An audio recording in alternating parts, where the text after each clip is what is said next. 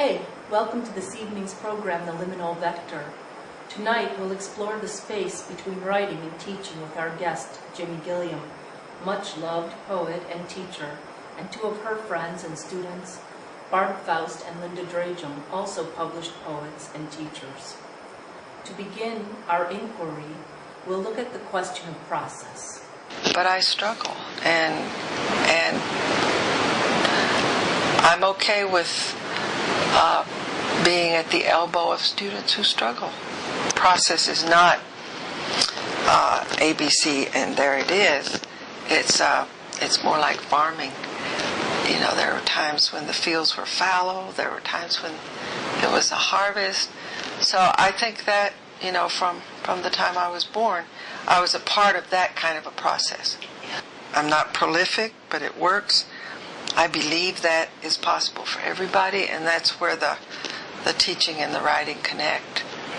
And I think sharing is the basic impulse of teaching and writing.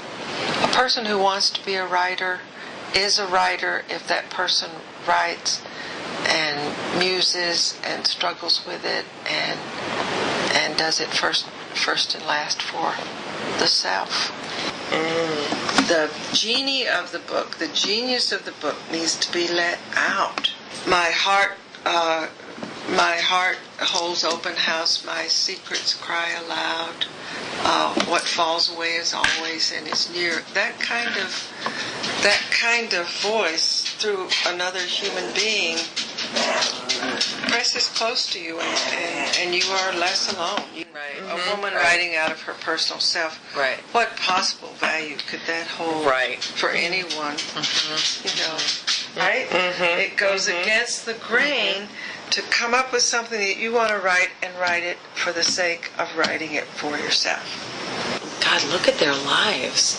Look at the beauty. Look at the, you know, and sometimes it's the beauty and the horror of their lives. But get all your writing. Take a look at it. Something's alive in there, perhaps. Something's resonating. Something that was in there wanting out that you couldn't even know at the time how to honor it or bring it forth.